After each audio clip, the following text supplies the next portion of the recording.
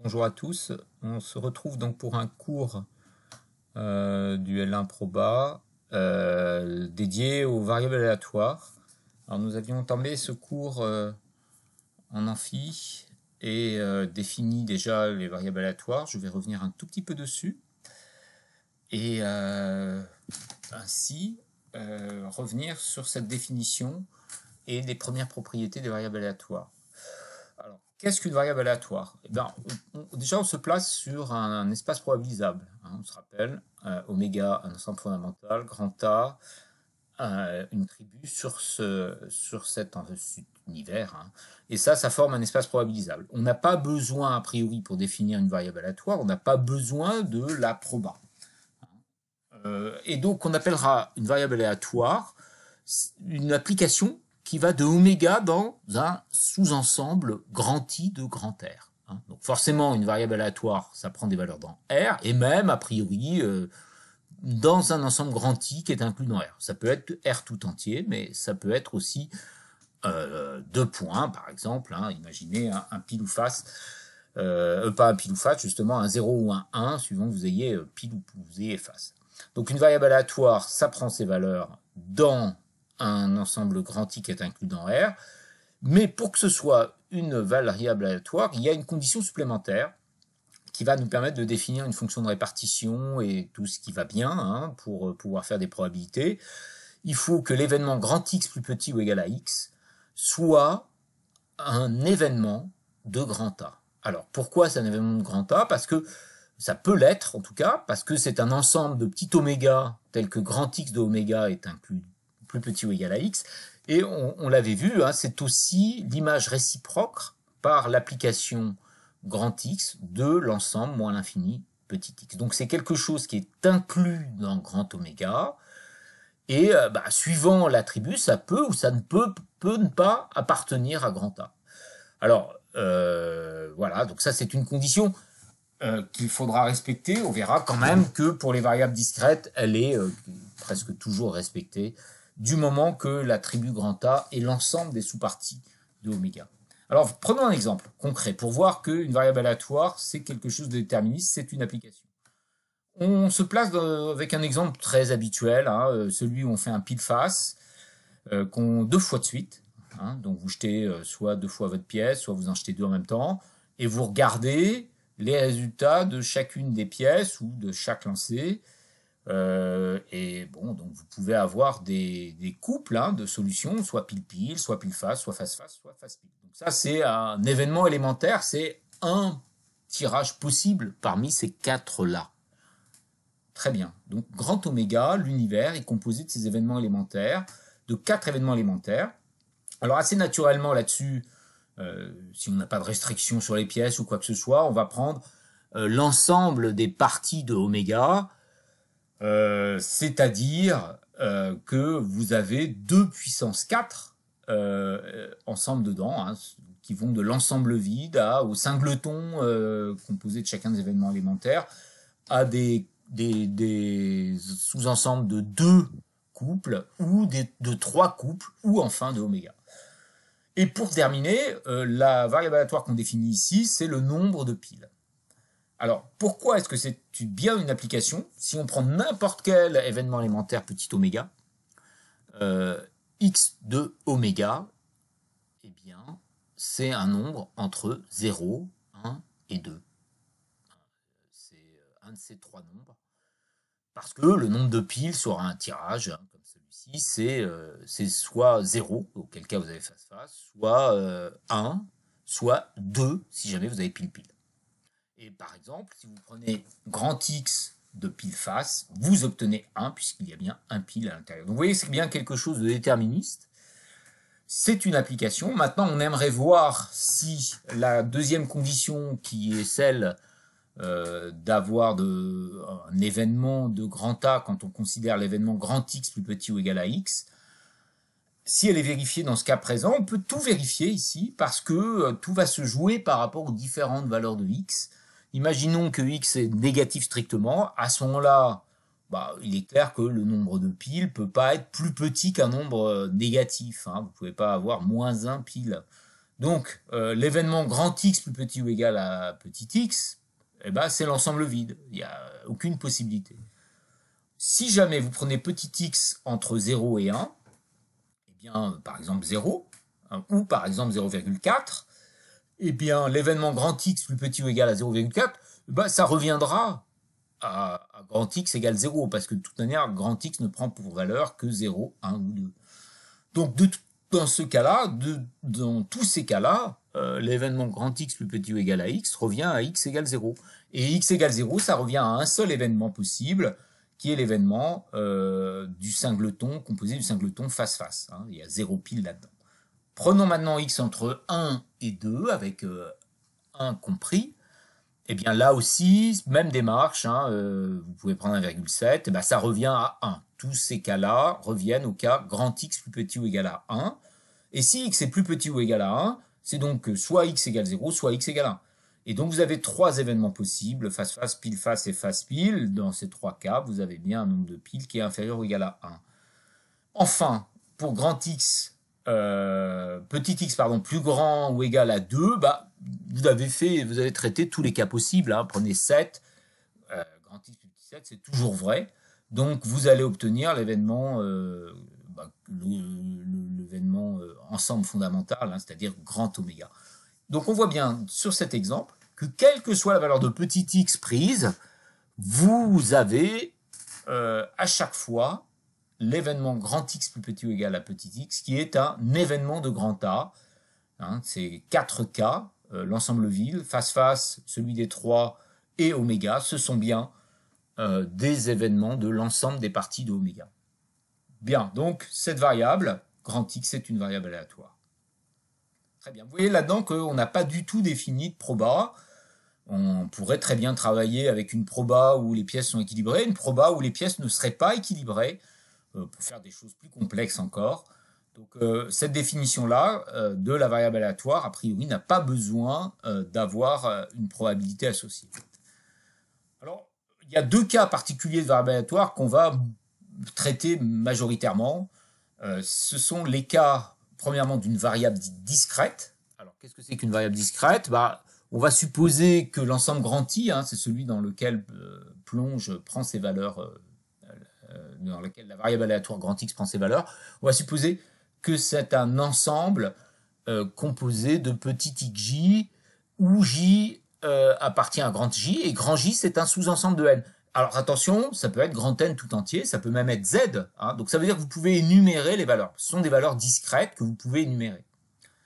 Alors là-dedans, vous pouvez prendre, alors l'exemple là, pile face, ça marche pas, je sais pas pourquoi j'ai mis ça, c'est pas malin. Les exemples, puisque c'est forcément des sous-valeurs de 1, des sous-valeurs de LR, c'est par exemple l'ensemble composé de 0 et de 1. Hein, pas pile et face qui appartiennent pas à R, hein, c'est une bêtise. Donc grand X, dans ce cas-là, c'est appelé une variable aléatoire discrète. Bah, prenez par exemple le nombre de personnes qui peuvent attendre à un drive, en ce moment ça risque d'être élevé par exemple, hein, bah, vous ne pouvez pas fixer à l'avance une limite, donc vous pourriez, si vous voulez modéliser, vous pourriez prendre grand N comme l'ensemble des valeurs possibles. Deuxième cadre qui va nous intéresser, celui des variables aléatoires qui prennent leur valeur sur un intervalle ou une union dénombrable de vrais intervalles. Alors, ce que j'appelle vrais intervalles, c'est des intervalles qui ne sont pas réduits à des singletons. Donc, par exemple, prenons une variable qui prend ses valeurs dans 0,1 fermé, ou 0,1 ouvert d'ailleurs, hein, il n'y a pas de nécessité, ou ouvert en 0, fermé en 1. Vous pouvez prendre aussi une variable aléatoire qui prend ses valeurs dans R+, dans grand R tout entier, dans l'intervalle moins de 2 et puis union à l'intervalle 4, 7. Voilà, pourquoi pas. Donc, dans ce cas-là, la variable aléatoire peut être, alors attention, elle ne l'est pas forcément, nous à notre niveau elle le sera toujours, mais vous verrez en L3 qu'elle ne l'est pas forcément. La variable grand X peut être une variable aléatoire dite continue. Et on va préciser ça un petit peu après. Alors, les exemples pour cela, on revient à un exemple concret, c'est pas du pile-face, c'est du jeté de dés. Donc, prenons le cadre où on jette 2 dés, par exemple en même temps, c'est le cadre de nombreux jeux. Et donc, vous regardez la somme des dés. Voilà. Donc, vous avez quel événement fondamental, quel univers? Eh bien, là-dedans, vous allez mettre, par exemple, l'ensemble des couples qui sont les résultats de chacun de vos 2 dés. Vous avez appelé un D1, le deuxième D2, et vous regardez. Donc, la première coordonnée, ce sera celle de D1, la deuxième, celle de D2, et donc, vous avez un couple, finalement, de valeurs, comme par exemple 3 et 4. Vous allez obtenir 3 et 4, et c'est un couple 3-4. Alors, combien a-t-on de couples possibles? Combien a-t-on d'événements élémentaires dans ce cadre-là? Eh bien, vous pouvez, pour la première coordonnée, prendre toute valeur entre 1 et 6. Pour la deuxième, toute coordonnée entre 1 et 6. Chacune pouvant, a priori, être obtenue indépendamment l'un de l'autre, sans impossibilité. Vous n'avez pas des dés qui, a priori, ferait que si vous avez eu 1 au premier dé, vous avez forcément autre chose que 1 au deuxième. Non, ça, non. Donc, on va supposer que l'ensemble des couples possibles, il y en a 36. 36 couples possibles dans oméga. Et en fait, quand on écrit 1,6 au carré, comme c'est écrit, c'est exactement ce qu'on a. Ensuite, naturellement, on va prendre grand A, qui sera l'ensemble des sous-parties d'oméga. Alors, vous voyez déjà que ça fait quelque chose de très grand, parce qu'on l'a vu déjà.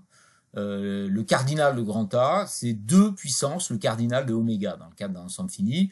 Donc 2 puissance 36, en fait. Et 2 puissance 36, c'est beaucoup, puisque 2 puissance 10, c'est à peu près 1000. Donc vous allez avoir plusieurs milliards d'ensembles dans grand A. Vous ne pourriez pas avoir assez de votre vie pour décrire tous les cas possibles de cette expérience aléatoire extrêmement simple, mais bon, il y a plein de possibilités. Vous pouvez prendre le couple 2-3, et puis le couple 2-7, et puis le couple 4-5. Voilà, ça fait un ensemble avec 3. Vous en pourriez en prendre plein d'autres. Vous pourriez aller en prendre 32, 33 événements élémentaires. Enfin voilà, il y a plein de possibilités, beaucoup trop pour être dénombrés exactement. Ici, donc, pour un couple IJ obtenu 1, si jamais vous avez IJ qui correspond par exemple à 3-4, eh bien, grand X, la variable aléatoire grand X, c'est la somme des 2 dés. On voit bien que c'est une formule déterministe, il n'y a pas d'aléa. C'est I plus J. Très bien. Donc X, forcément, est à valeur dans 2, 3, jusqu'à 12. Ça fait donc 11 valeurs possibles. Donc toutes ces valeurs, grand I, c'est donc les valeurs entre 2 et 12. Et vous voyez, donc 2 jusqu'à 12, ça correspond aux différents IJ. Et ici, grand J, ça pourra être, par exemple, un ensemble, par exemple 0 jusqu'à 10 ou 1 jusqu'à 11, ou même vous pouvez reprendre 2 jusqu'à 12. Alors, si on veut s'amuser à vérifier qu'on a bien une variable aléatoire, on doit aussi vérifier que l'ensemble, l'événement grand X plus petit ou égal à petit x est un événement de grand A. C'est bien sûr le cas si petit x est plus petit strictement que 2, puisque dans ce cas-là, c'est l'événement impossible. Vous ne pouvez pas avoir une somme des 2 dés qui soit plus petite que 2, strictement. Et comme tout à l'heure, on va faire ça en faisant petit à petit, en travaillant petit à petit. Si x est compris entre 2 et 3, 2 inclus, 3 exclus, eh bien ça revient à tout coup à grand X plus petit ou égal à 2, et grand X plus petit ou égal à 2, c'est simplement un seul cas possible, c'est le couple 1-1. Si maintenant on prend X entre 3 et 4, 3 inclus, 4 exclus, tout ça, ça revient à grand X égale 3, enfin plus petit ou égal à 3, pardon, et grand X plus petit ou égal à 3, vous avez la possibilité d'avoir 2, et vous avez la possibilité d'avoir 3 pour la somme des 2 dés, et donc 1-1, 1-2 et 2-1. Donc là-dedans, vous avez un événement composé de 3 événements élémentaires. On pourrait poursuivre, on pourrait faire entre 4 et 5, et là vous seriez obligé de rajouter encore 2 autres, qui seraient 1-3 et 3-1, et puis on augmenterait comme ça de 2 à chaque fois. Non, 1-3, excusez-moi, 1-3, 3-1 et de 2, donc on augmenterait de 3 quand on passerait entre 4 et 5. Bon, en tout cas, à chaque coup, on voit bien qu'on va obtenir quelque chose qui est dans grand A, puisque grand A, ici, est supposé être l'ensemble des parties de oméga. On ne peut pas aller ailleurs que dans un sous-ensemble de oméga. Et donc, on a bien sûr grand X qui est une variable aléatoire. Voilà, donc un autre exemple de variable discrète, ici, avec la somme des 2D. Deuxième exemple, cette fois-ci avec une variable qui pourrait être continue, et on verra qu'elle le sera lorsqu'on prendra certaines hypothèses.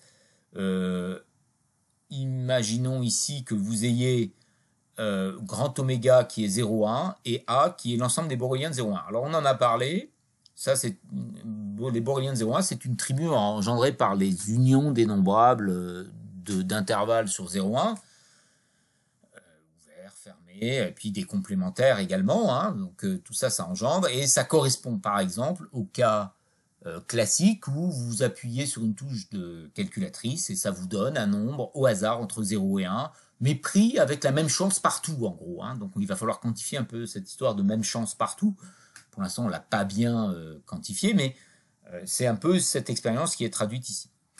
Maintenant, prenons par rapport à cette expérience-là la variable aléatoire grand X de petit oméga. Où petit oméga ici c'est quelque chose dans 0,1, on est d'accord, c'est un réel dans 0,1. On prend 2 petit oméga moins 1.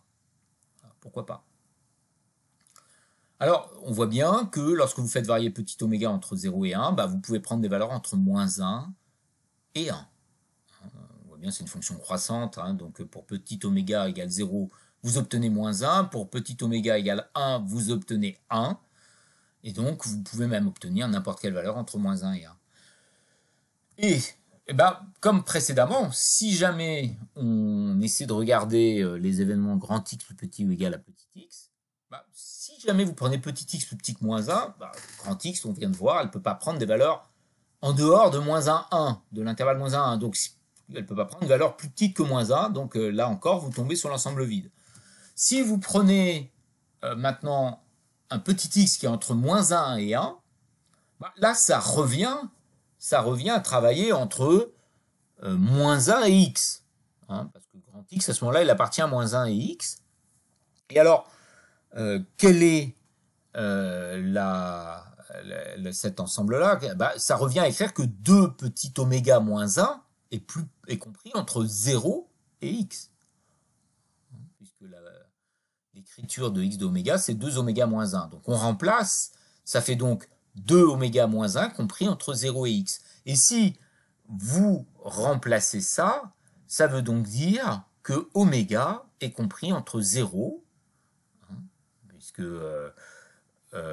grand X est compris entre moins 1 et x, donc si 2 oméga moins 1 est plus grand que moins 1, ça veut bien dire que petit oméga est plus grand que 0, et puis grand X plus petit ou égal à petit x, ça revient à 2 oméga moins 1 plus petit que petit x, ça revient bien à oméga plus petit que x plus 1 sur 2. Donc en fait, dans ce cas-là, l'ensemble, l'événement grand X plus petit ou égal à petit x, c'est encore un intervalle, et c'est l'intervalle 0, x plus 1 sur 2, et ça c'est vrai pour tout petit x compris entre moins 1 et 1. Alors on pourrait même mettre 1 là-dedans, ça marche aussi pour 1. Et enfin, dernier cas, si vous prenez x plus grand ou égal à 1, ça revient au cas où x égale 1 d'ailleurs, puisqu'évidemment vous ne pouvez pas avoir x plus petit ou égal à 2, comme grand X prend ses valeurs entre moins 1 et 1, ça revient à grand X plus petit ou égal à 1. Et ça, en reprenant exactement ce qu'on a fait avant, ça revient à petit oméga compris dans 0,1. C'est-à-dire, finalement, on pourrait l'écrire aussi, ce dernier cas, c'est le cas où l'événement grand X plus petit ou égal à X revient à oméga, en fait. Oméga, c'est l'intervalle 0,1. Donc, on voit, dans ce cas-là, qu'on a obtenu à chaque fois un intervalle, et donc ce sont bien des boréliens de 0,1 à chaque fois qui sont obtenus, et donc grand X est une variable aléatoire. Voilà. Donc maintenant, on va essayer de faire intervenir des probabilités à ces variables aléatoires qui pour l'instant ne sont que des fonctions sur un espace probabilisable.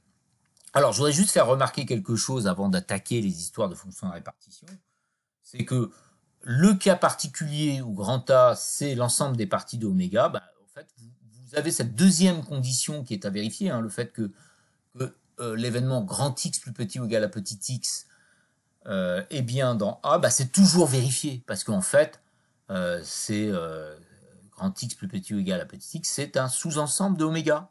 Vous voyez, ça s'écrit sous la forme c'est l'ensemble des petits oméga appartenant à grand oméga, tels que x de oméga est plus petit ou égal à x. Donc ça, c'est bien un sous-ensemble de oméga, donc ça appartient à grand A. Et donc, dans tous les cas, lorsque vous avez grand A, l'attribut qui est l'ensemble des parties d'oméga, eh bien, vous avez, pour toute application, hein, vous avez une variable aléatoire.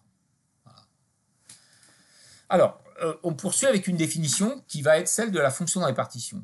Et cette fois-ci, nous sommes obligés de rajouter une mesure de probabilité. Et donc, on considère oméga AP un espace de probabilité. Donc ça veut dire que grand P, c'est une mesure de probabilité sur oméga A. Et donc grand P est choisi. Alors je vous signale juste que dans l'exemple du pile ou face, vous pourriez avoir plein de P possibles, hein, plein de mesures de proba possibles. Vous pourrez prendre le cas où la probabilité de pile face, c'est pas la même que celle de face pile. Pourquoi pas? Puis vous pouvez prendre le cas basique de l'équiprobabilité où tous les événements élémentaires sont les mêmes, ont une chance sur 4. Hein, mais vous voyez bien que là, il y a quelque chose qui est rajouté. Hein. La mesure de proba, elle n'est pas conditionnée par x, elle va conditionner la loi de proba de x, mais elle peut être changée, c'est pas forcément la même, et vous n'aurez pas la même loi pour grand X. Bien, alors on va dire que x est une variable aléatoire sur cet ensemble. On aurait pu donc enlever P hein, et se garder oméga, mais bon. Et on va dire qu'elle va prendre ses valeurs dans grand I. Et là, que ce soit une variable discrète, continue ou autre, ça va pas faire de différence. Alors la fonction de répartition de grand X, c'est juste une fonction qui va de grand R tout entier à 0, dans 0,1 et qui va calculer la probabilité que grand X soit plus petit ou égal à petit x. Donc on voit que cet événement qu'on a voulu vérifier être dans A, eh bien, il va intervenir ici pour définir la fonction de répartition. Et bien sûr, pour qu'on puisse calculer la proba de cet événement, eh bien, il fallait qu'il soit un événement de l'attribut, et donc c'est pour ça qu'on avait mis cette condition pour une variable aléatoire. Donc on peut toujours calculer une fonction de répartition, et pour tout x appartenant à R. On peut prendre n'importe quelle valeur, vous pourrez avoir grand Fx. Alors on va voir deux exemples qui sont liés aux deux exemples qu'on a évoqués tout à l'heure. Celui de la somme des 2D, et là c'est le graphe de gauche, et vous avez une fonction en escalier. Alors on peut essayer de la comprendre, c'est écrit un peu petit, mais vous avez un escalier qui est à 0, entre 0 et 2, en fait la courbe est tronquée, hein. Si j'avais commencé à moins l'infini, en moins 10, ça serait aussi 0. Pourquoi? Parce que la probabilité que la somme des deux soit plus petit que n'importe quel réel inférieur strictement à 2, c'est toujours 0. Quelle que soit la mesure de proba que vous ayez choisie d'ailleurs. Hein. En revanche, à partir de 2, ça prend des valeurs différentes de 0, parce qu'on l'a dit, pour x plus petit ou égal à 2, et puis toute valeur entre 2 et 3 ouvert, eh bien ça revient à obtenir le couple 1,1. Alors ce qui est tracé à gauche, là, ce tracé en escalier, c'est celui de D équilibré. Hein, c'est-à-dire qu'il va y avoir la même probabilité pour n'importe quel couple dans 1 à 6 au carré. Voilà. Donc, quand vous êtes entre 2 et 3, vous avez la probabilité d'obtenir 1,1, et cette probabilité, c'est 1/36e, puisqu'on a vu qu'il y avait 36 événements élémentaires possibles. Hein, le cardinal de oméga, c'est 36. Entre 3 et 4, eh bien, vous avez le cas où grand X peut être égal à 3. Et là, ça revient à dire que vous avez 1, 2 et 2, 1 qui sont possibles comme événements élémentaires. Donc au final, pour grand X plus petit ou égal à 3, et puis 3 ou 3 entre 3 et 4, 4 exclus, eh bien, vous avez 3 événements élémentaires qui sont 1, 1, 1, 2 et 2, 1. On l'avait écrit tout à l'heure. Hein. Et donc la proba ici, d'avoir grand X plus petit ou égal à petit x, ça devient 3 sur 36, c'est-à-dire un 12e. Et puis on peut poursuivre entre 4 et 5, où là, on l'a dit, on rajoute le 3, 1, le 1, 3 et le 2, 2. Donc il y aura 6 sur 36. Donc vous avez un pas d'escalier qui a encore augmenté. Et puis après, vous pouvez aller entre 5 et 6, etc. Et on voit qu'à 12, en revanche, à partir de 12, on ne grimpe plus et on est arrivé à 1. Donc la fonction de répartition vaut 1, dans tout cas ici. À partir de tout cas plus grand que 12. Ça, c'était le premier exemple avec la somme des 2D. Deuxième exemple avec l'ensemble fondamental qui était, par exemple, celui de tirer un nombre entre 0 et 1, un peu de manière équilibrée, partout, dans 0, 1. Eh bien, on va rajouter le fait que on prend la variable aléatoire grand X, qui est 2 oméga moins 1. Donc finalement, vous prenez votre nombre et vous le transformez en un nombre entre moins 1. Il était entre 0 et 1, et puis finalement, vous le transformez en un nombre entre moins 1 et 1. Et donc, on l'a vu tout à l'heure, pour les valeurs de x inférieures strictement à, même inférieures ou égales à moins 1, la probabilité que grand X soit plus petit ou égal à petit x, c'est 0. Pour x compris entre moins 1 et 1, eh bien, on a vu que là, l'événement grand X plus petit ou égal à petit x, c'était un intervalle. C'était l'intervalle 0, x plus 1 sur 2. Et enfin, à partir de 1, eh bien, on ne bouge plus. Ça revient à l'intervalle 0, 1. Bon, alors, à partir de 1, c'est bien clair qu'on aura forcément grand oméga, donc la probabilité vaudra 1. Mais là, on peut choisir donc cette histoire de fonction de répartition pour deux mesures de proba équilibrées. En gros, dans 0,1, vous avez un peu autant de chances partout. Ça veut dire qu'en fait, et on le réécrira après, la mesure de proba de n'importe quel intervalle ne dépend que de la longueur de l'intervalle. C'est la même partout. La probabilité d'avoir un nombre choisi sur votre calculatrice entre 0,1 et 0,2, c'est la même que celle entre 0,3 et 0,4, et c'est la même que celle entre 0,8 et 0,9. Ça ne dépend que de la longueur de l'intervalle qui, dans ce cas-là, va les 0,1. Donc si vous avez ça, la longueur de l'intervalle 0, x plus 1 sur 2, eh bien c'est juste x plus 1 sur 2. Et donc ce qui est tracé ici, c'est la fonction qui vaut x plus 1 sur 2. Vous voyez qu'en moins 1, elle vaut 0, et en 1, elle vaut 1. Donc on a pu ainsi déterminer la fonction de répartition. On note de belles différences entre ces deux tracés. Le premier est une courbe en escalier, le second est une courbe continue. Alors l'escalier est trompeur parce que on voit des sauts comme si la courbe était continue. En fait, elle ne l'est pas. Quand vous êtes en 2, vous sautez. Vous êtes en 2 moins, vous êtes encore à 0. Et puis quand vous passez en 2 et en 2 plus, eh bien vous avez sauté à 1/36e. Et donc il y a discontinuité ici. Ce sont des escaliers avec des sauts. Les marches, en fait, elles sont pas réelles. J'aurais dû les mettre en pointillé parce que elles ne sont pas des valeurs prises par la fonction. C'est juste pour notifier le saut. Donc ce tracé de la fonction de répartition dans le cas discret fait apparaître des discontinuités et une fonction en escalier. Le deuxième cas, par contre, il n'y a aucune discontinuité. Alors vous avez même d'ailleurs une fonction qui est assez régulière, mais qui n'est pas dérivable, on le voit en moins 1 et en 1. Dans ces deux points, il n'y a pas de dérivabilité, puisque vous avez des tangentes à gauche et à droite qui ne sont pas les mêmes. Voilà, donc ces petites interprétations graphiques, on va les utiliser parce qu'on va donner les propriétés principales des fonctions de répartition. Alors, allons-y.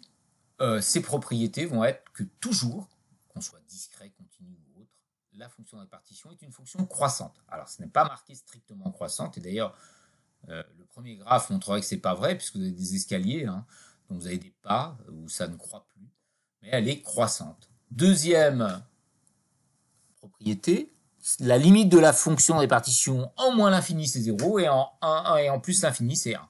Toujours.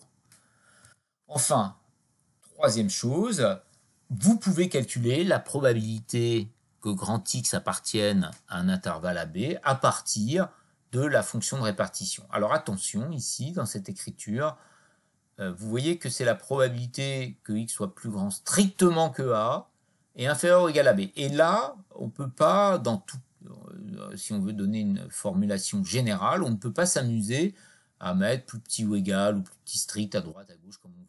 Il faut garder exactement cet ordre. Ça n'aura pas d'importance pour les variables continues, mais pour les variables discrètes, c'est essentiel. Donc, vous allez pouvoir écrire cette proba en fonction de la fonction de répartition. C'est fx de b moins fx de a. Et ça, c'est vrai pour tout AB, avec même les cas limites qui sont mis de manière sous-jacente, avec a égale moins l'infini et b égale plus l'infini, en prenant les valeurs limites qui sont 0 en moins l'infini et 1 en plus l'infini. Alors, on va prouver ces propriétés. Notamment la première, parce que c'est une propriété facile à montrer, le fait que la fonction de répartition soit croissante. Que fait-on? On vérifie qu'une fonction est croissante, et ça, basiquement, comment fait-on si on n'a pas la dérivée? On regarde si quand petit x est plus petit ou égal à petit y, est-ce que f de x est plus petit ou égal à f de y? Ça sera une preuve que vous êtes croissant. Donc on regarde, on prend petit x plus petit ou égal à petit y. Et maintenant, si je considère les événements grand X plus petit ou égal à petit x et grand X plus petit ou égal à petit y, eh bien, il est clair que vous avez un qui est inclus dans l'autre. Pourquoi? Parce que si grand X est plus petit ou égal à petit x, nécessairement, elle est plus petite que y. Si vous êtes plus petit que 1, vous êtes plus petit que 2. Voilà. Donc, en fait, le deuxième événement, celui grand X plus petit ou à petit y, contient des choses en plus. Il contient tout ce qui est possible pour x, pour la variable grand X, entre petit x et y. Donc il est plus gros, cet événement, le second. Donc le premier est inclus dedans. Et on a vu, c'était une des propriétés basiques des probabilités, on a vu que quand on a un événement A qui est inclus dans un événement B, P de A est plus petit ou égal à P de B. Et bien c'est le cas ici aussi. Donc vous avez P de X plus petit ou égal à petit x qui est inférieur ou égal à la probabilité que grand X soit plus petit ou égal à petit y. Et ça, traduit en termes de fonction à répartition, ça vous dit que fx de x est plus petit ou égal à fx de y. C'est bien la croissance de la fonction. Alors, pour la seconde propriété, c'est un peu plus délicat. On a montré dans le cours que si on a une suite d'événements croissants, alors au sens où les AN est inclus dans AN plus 1, c'est pas forcément strictement croissant, mais c'est croissant. Donc vous avez une suite d'événements et ils sont inclus les uns dans les autres. À chaque fois que n augmente, vous avez un événement plus gros qui contient finalement tous les autres. Eh bien on a montré que la limite de la probabilité de AN, c'est égal à la probabilité de l'union infinie des AN. Alors ça a l'air de rien, mais c'était pas simple à montrer. Et en fait, ici, vous avez ce qui est montré là-dedans, c'est le fait que vous pouvez intervertir probabilité et limite. La limite de la probabilité, c'est en gros la proba de l'événement limite, en fait. C'est ça qui est fait dedans. Bon, en tout cas, on l'a montré dans le cadre d'une suite croissante. Eh bien, maintenant, on va faire un cas particulier.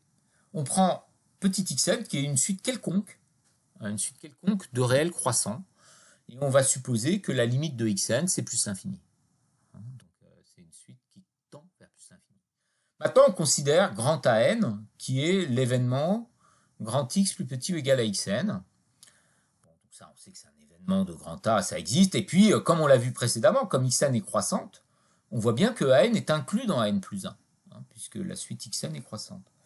Donc, appliquons maintenant notre propriété à cette suite croissante d'événements. Donc la limite de P de AN, ça revient à faire quoi?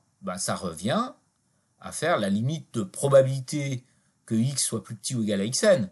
Et ça, c'est fx de xn. Donc ça fait la limite, lorsque n tend vers l'infini, de fx de xn.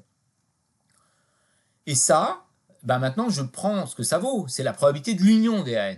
Mais l'union infinie des AN, c'est quoi? C'est l'union des grands x plus petit ou égal à xn, mais on prend tous les n et grand xn et petit xn, il tend vers l'infini. Donc cette union-là, qu'est-ce que c'est?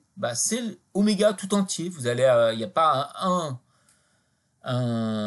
seul petit oméga de grand oméga qui ne peut être obtenu, puisque vous pouvez prendre xn tend vers l'infini, donc vous allez forcément couvrir toutes les possibilités pour grand x. Et P de oméga, c'est 1.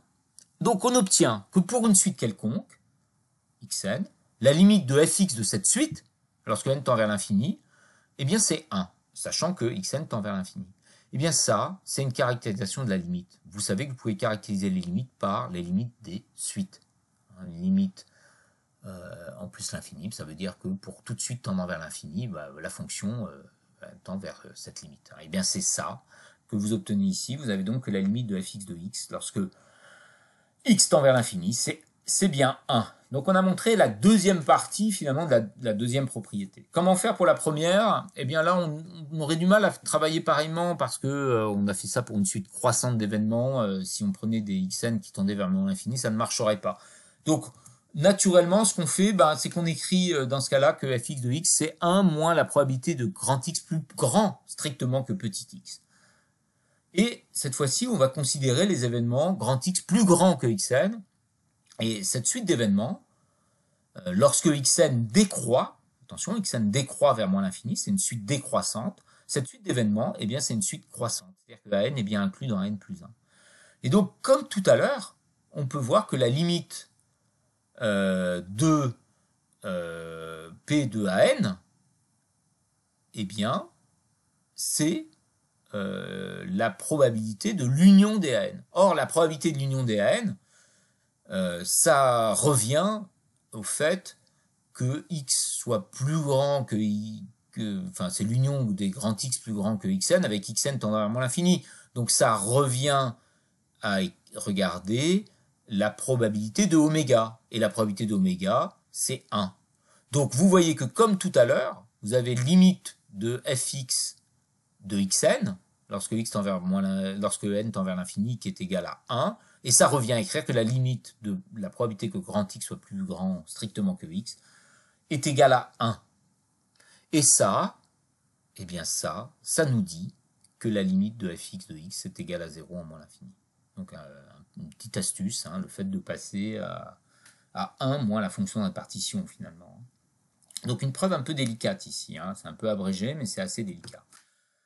Allez, dernière propriété, la probabilité que x soit compris entre a et b, eh bien, vous allez décomposer vous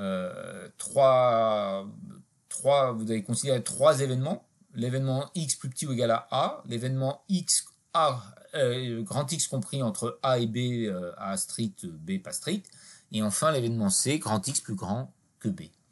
Vous voyez que ces 3 événements, ils forment une partition de oméga. Pourquoi ? L'union de ces 3, ça fait oméga. Vous avez tous les cas possibles.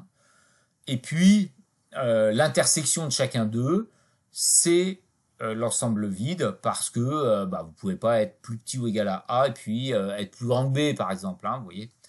Donc, on a une partition. Donc, vous pouvez appliquer la formule des probabilités totales. Cette formule des probabilités totales, elle nous dit que P de A plus P de B plus P de C égale 1.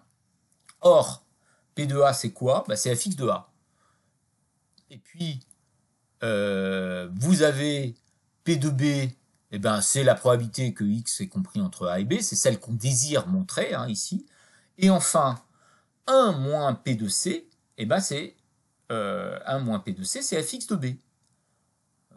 Pourquoi? Parce que C, c'est x strictement plus grand que B. Donc si vous faites 1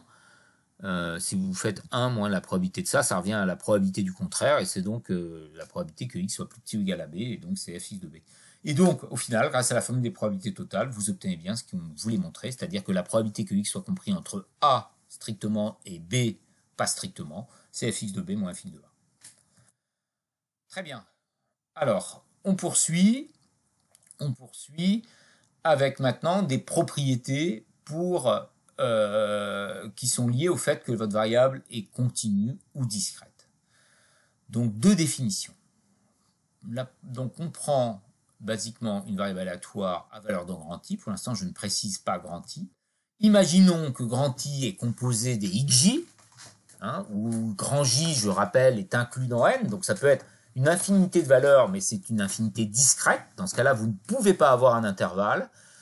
Eh bien, qu'est-ce que ça va être que la loi de probabilité de grand X? Ce sera la probabilité que grand X soit égal à xj.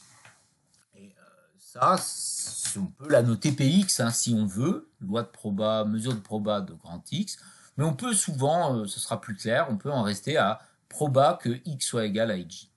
Donc comme ça, si vous connaissez toutes ces probabilités-là, vous connaîtrez toute la loi de probabilité de grand X. C'est-à-dire vous saurez exactement comment fluctue grand X. Alors je signale que là, tout ça, c'est lié à la mesure de proba grand P qui a été choisie. Hein. Une nouvelle fois, si vous mettez des pièces truquées, vous n'avez pas la même chose pour ces différentes probabilités que si vous avez des pièces pas truquées, hein, des pièces équilibrées. Deuxième cas. Le deuxième cas, c'est celui des variables, on va dire, continues. Et justement, on va vraiment appeler ça une variable continue lorsque quoi?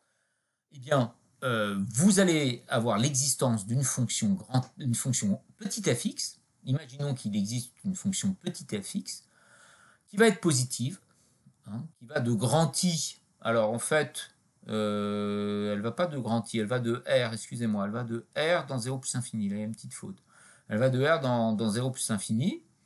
Et elle est telle que la fonction de répartition s'écrit comme une intégrale de fx de t dt. Alors, donc là, pour pouvoir maîtriser cette partie-là, il faut savoir ce que c'est qu'une intégrale. Normalement, vous avez vu ça. Hein, vous vous souvenez que une intégrale, en particulier ici, c'est une fonction qui est positive. Une intégrale, c'est une aire. Hein, ça va être l'aire de la fonction, finalement, entre moins l'infini et x. Et enfin, c'est l'aire entre l'axe des abscisses et puis le tracé de la fonction de la courbe fx de t. Hein.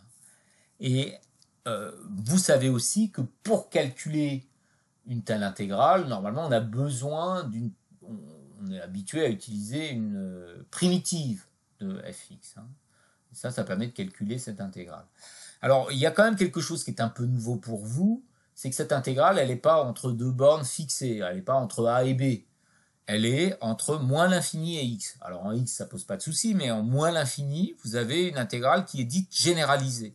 Et ça, vous allez le voir juste en deuxième année. Hein. Le cours de proba est un peu en avance sur ce que vous savez faire en analyse. Donc, qu'est-ce que ça veut dire, ça, une intégrale entre moins l'infini et x? Bah, ça veut dire que c'est comme si vous aviez une limite hein, entre m et x. C'est comme si vous intégriez entre m et x, mais que vous fassiez tendre m vers moins l'infini. Donc ça pourrait se réécrire comme une limite de l'intégrale, limite lorsque m tend vers moins l'infini, de l'intégrale de m à x de fx de t dt.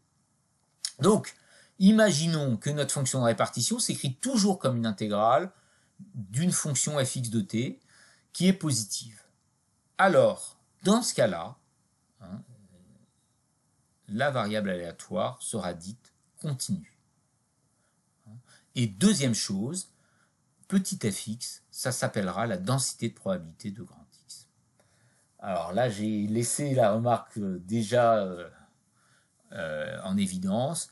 Ce ne sont pas les termes exacts que vous allez retrouver en L3 quand vous aurez un niveau de maths plus avancé, notamment avec la théorie de la mesure, qui vous permettra de dire des choses plus précisément, plus rigoureusement. Les termes plus précis seront de dire que la variable aléatoire est absolument continue par rapport à la mesure de Lebesgue. Voilà ce qu'on va dire, si on veut dire les choses bien. Nous, on abrège ça en variable aléatoire continue.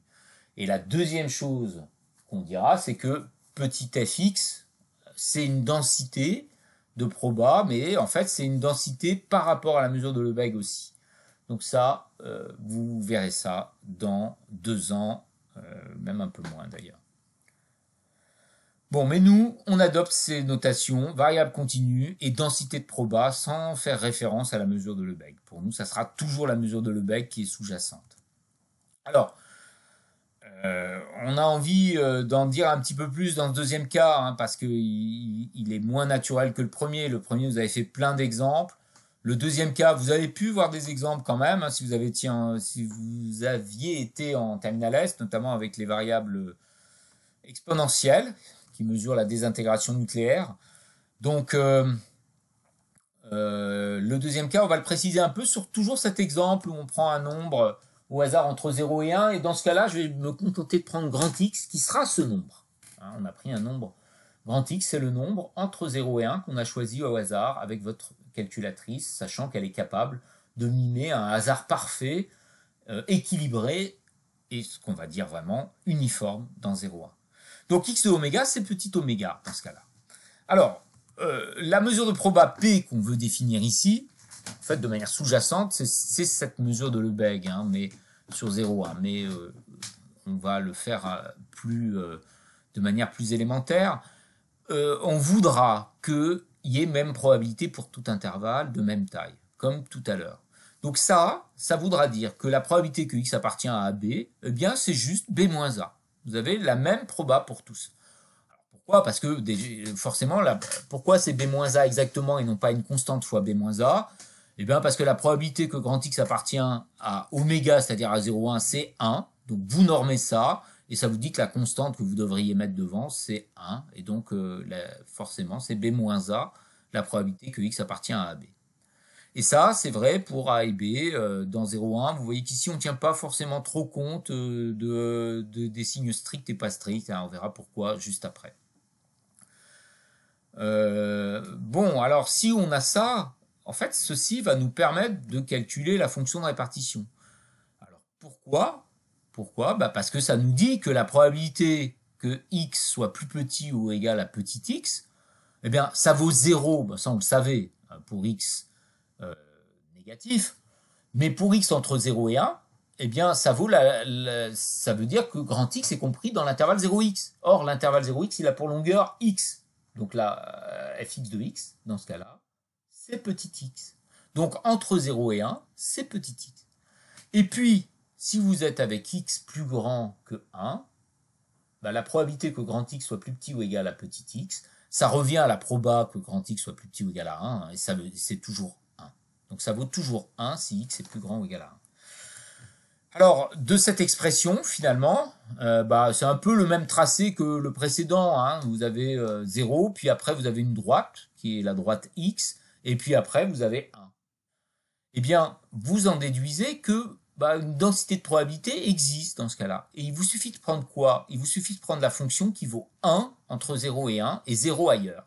Si vous prenez cette fonction-là, vous voyez que d'intégrer 1 entre 0 et x, eh bien, ça donne x. Et ça donne bien la bonne fonction de répartition. Et alors, pareillement, hein, comme vous avez pris la densité qui vaut 0 de moins l'infini à 0, eh bien, si vous intégrez de moins l'infini à x avec x négatif, vous avez 0. Et puis, finalement, intégrer de moins l'infini à 0, ça ne sert à rien, puisque la densité vaut 0. Donc, ça revient toujours, si vous avez un x qui est positif, ça revient toujours à intégrer entre 0 et x, hein, en fait. Hein. Voilà, donc c'est un cas où vous avez bien une densité de probabilité et la variable aléatoire est bien continue. Alors, dernier transparent ou avant-dernier, on va traiter du cas discret. Ce cas discret, pour commencer, il vous donne une propriété qui est bien connue, que vous avez déjà souvent utilisée. Bien, il vous dit que la somme des probabilités que x soit égal à petit xj, ça vaut 1. Vous avez toujours la somme des probas qui vaut 1, c'est quelque chose que vous connaissez bien. Dans le cas de variable continue, donc là on a une densité, petit fx, dans ce cas-là, la somme est transformée en une intégrale. Alors, bon, il faut que vous sachiez que intégrale et somme, ça joue un peu le même rôle. Hein. Le même statut en termes d'objets mathématiques. Et puis, vous intégrez ça sur tout l'intervalle possible et vous obtenez 1. Donc un peu le même type de propriété entre variable aléatoire discrète et variable aléatoire continue. On adapte juste, dans un cas c'est une somme, dans l'autre cas c'est une intégrale. Dans un cas c'est une proba, dans l'autre cas c'est une densité. Mais vous verrez en L3 que finalement cette proba, c'est aussi une certaine densité. Alors comment démontrer ça? Eh bien, pour la première propriété, ça n'est pas très difficile. Si vous prenez chaque événement x égale xj et que vous prenez toutes les valeurs de j, donc grand J, eh bien, vous allez former une partition de oméga. Pourquoi? Parce que grand X ne peut pas prendre des valeurs ailleurs. Donc l'union de ces événements, c'est bien oméga. Et ensuite, si vous voulez xj, vous ne valez pas xj'. Hein, et donc l'intersection entre ces événements est l'ensemble vide. Donc c'est une partition. Et si maintenant vous appliquez la formule des probabilités totales, elle va vous dire que la somme des probas, eh bien c'est la probabilité de oméga, c'est-à-dire 1. Et donc la somme des probas, c'est la somme des probabilités que x soit égal à xj. Donc formule des probabilités totales. La deuxième propriété, qu'on aurait d'ailleurs presque pu utiliser aussi pour montrer la première, la deuxième propriété, elle utilise ce qu'on a, avec un peu de difficulté, démontré. C'est-à-dire que la limite, lorsque petit x tend vers l'infini de la fonction de répartition, c'est toujours 1. Eh bien, si je reprends, puisqu'on a supposé qu'on a une densité, fx de x, qu'est-ce que c'est? C'est l'intégrale de moins l'infini à x. Donc vous allez avoir que la limite, lorsque x tend vers l'infini, de l'intégrale de moins l'infini à x de fx de t dt, eh bien ça tend vers 1. Eh bien, cette limite, c'est quoi? Et ça revient à l'écriture d'une intégrale généralisée. Hein. Ça revient à écrire l'intégrale de moins l'infini à plus l'infini de fx de t dt. Voilà. Donc cette intégrale, elle vaut 1 aussi. Alors, pour illustrer cela, alors on l'illustre pas vraiment, mais ça nous permet de voir autre chose qu'un tracé de fonction de répartition un peu spécial, qui fait que pour des nombres suffisamment petits, vous avez 0, et pour des nombres suffisamment grands, vous avez 1. Là, on va voir un autre cas. On va prendre le cas où on a une densité qui est fixée à l'avance et qui vaut lambda exponentielle de moins lambda t, pour tout t positif ou nul. Et on va dire que c'est nul si t est négatif. Alors ça, vous connaissez, pour ceux qui étaient en terminale S, en tout cas, c'est le cas de la variable aléatoire exponentielle de paramètre lambda. Lambda, c'est un réel strictement positif. Hein.